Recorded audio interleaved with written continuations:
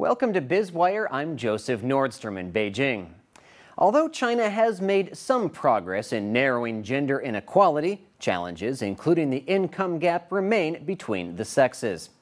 Mao Zedong once said that women hold up half the sky, and while his brutality should not be forgotten, it should be said that he did have some success in addressing gender disparities.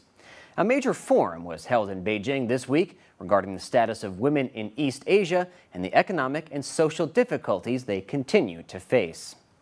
More than 100 officials from 13 countries, including China, South Korea, and Thailand, discussed gender equality in government policies, eradication of violence against women, and eliminating gender discrimination in employment during the two-day meeting.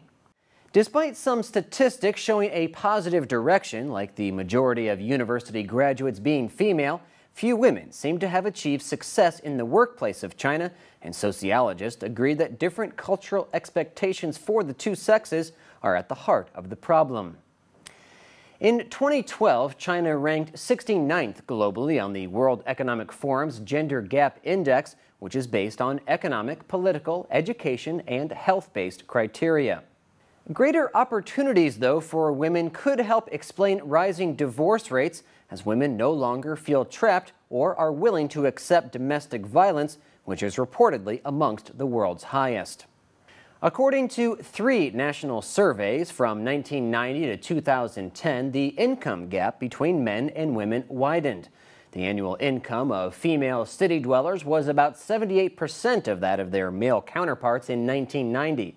The ratio dropped to 70% in 1999 and 67% in 2010.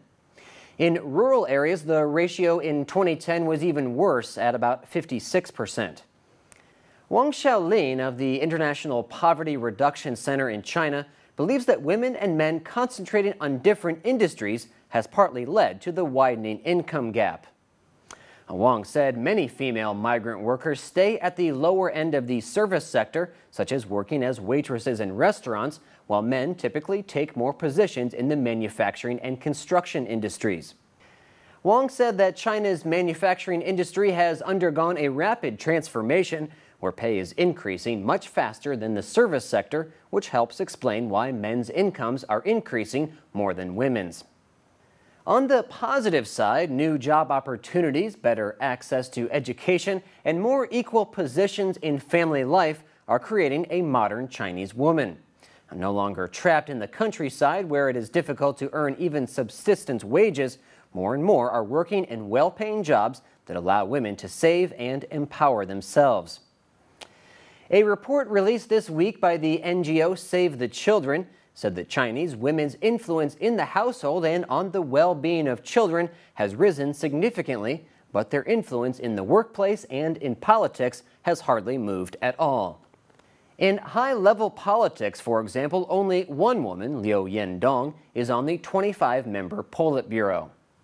No woman has ever been a member of the Politburo Standing Committee, the top governmental body, now made up of 7 members.